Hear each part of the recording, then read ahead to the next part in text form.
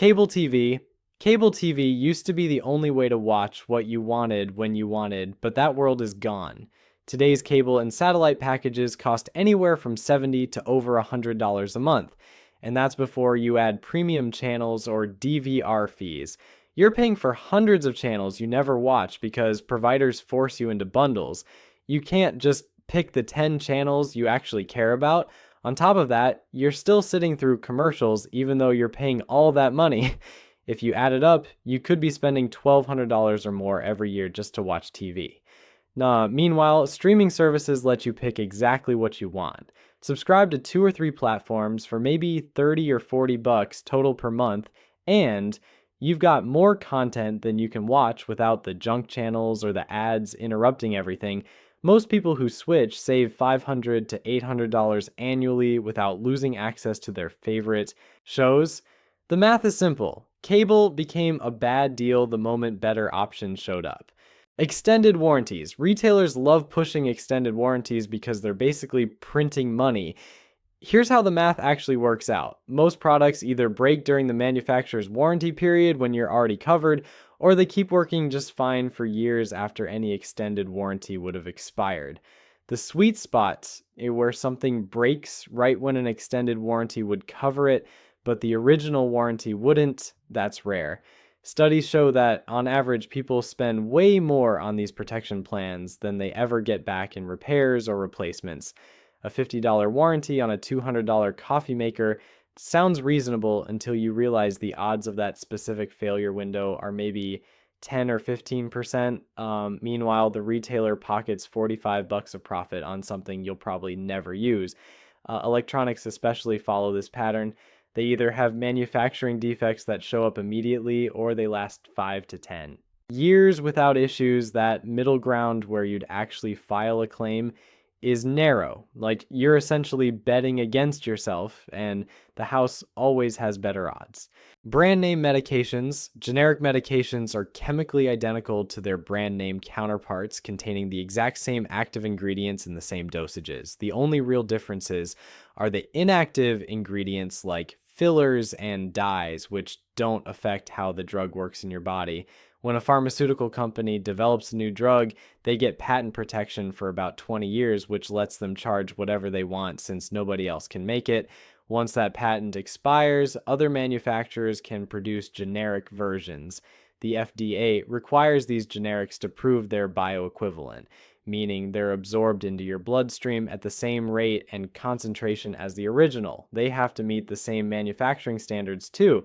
A generic that costs you $8 does the same job as the brand name version. That might run $40 or $50. The markup on brand names is basically just paying for marketing, packaging design, and the company recouping their research costs. For most prescriptions, asking your doctor or pharmacist for the generic version will save you money without sacrificing any effectiveness or safety. New cars. The moment you drive a brand new car off the dealer's lot, you've just torched somewhere between 20 and 30% of what you paid. That's not an exaggeration or a worst case scenario, it's just how car depreciation works in the first year. A $40,000 car can lose $8,000 to $12,000 in value before you've even made your second payment. The thing is, that 2 or 3-year-old version of the exact same model is mechanically almost identical. Modern cars are built to last way longer than they used to, so a vehicle with 30,000 miles on it still has most of its life ahead of it. You're getting the same safety features, the same technology, the same engine, just without paying that massive new car premium. The previous owner already absorbed the depreciation hit for you. Sure, you might not get to pick the exact color or trim package you wanted, and yeah, someone else farted in the driver's seat a few times, but you're saving enough money to make those trade-offs laughably minor. Like, certified pre-owned programs even throw in warranties that make the deal almost risk-free. Gym memberships. A gym membership sounds like a smart investment until you realize most people use it maybe twice a month if they're lucky. You're looking at 50 to 100 bucks vanishing from your account every single month, often for a place you visited 3 times in January and haven't seen since. The fitness industry banks on this. Literally, they sell way more memberships than their facilities could actually handle because they know most members will stop showing up after the New Year motivation wears off. Now, here's the thing though.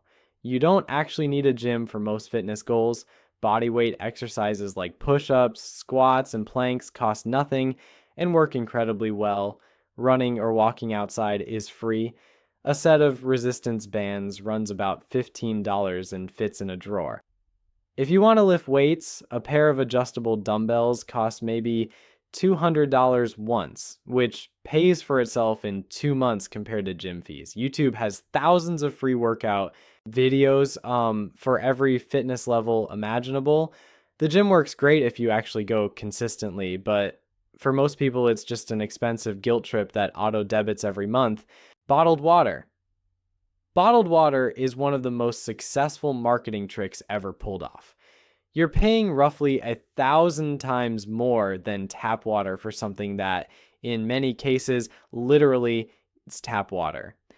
Big brands like Aquafina and Dasani don't hide this if you read the fine print. They source from municipal supplies, run it through some filters, and slap it in a plastic bottle. Even the fancy spring water brands often come from the same aquifers that feed your local water system. The difference is packaging and branding. A reusable bottle costs maybe $15 and lasts for years. Add a basic carbon filter pitcher for another $20, and you've got clean water for pennies per gallon. Meanwhile, that single-use plastic bottle you grabbed at the gas station for $2 holds 16 ounces. Do the math on what a gallon would cost. The environmental side makes it worse. Those bottles need petroleum to manufacture, fuel to transport, and most end up in landfills or oceans. Because recycling rates are dismal, you're paying premium prices to generate trash while getting the same hydration you'd get from a tap. College textbooks are one of the biggest ripoffs in higher education, and publishers know exactly what they're doing. A new edition of a biology or calculus textbook can run you $200 to $400, sometimes more. And when you compare it to the previous edition, the changes are laughable.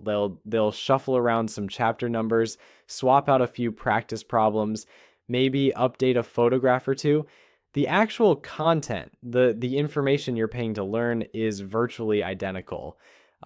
Publishers release these new editions every 2 or 3 years specifically to kill the resale market and force students to buy new copies.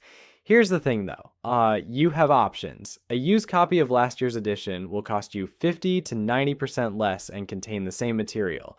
You can rent textbooks for a semester at a fraction of the purchase price. Digital versions are usually cheaper, and plenty of professors put copies on reserve at the library where you can use them for free. Unless your professor explicitly requires the newest edition for specific homework problems, which is rare, spending full price on a new textbook is completely unnecessary.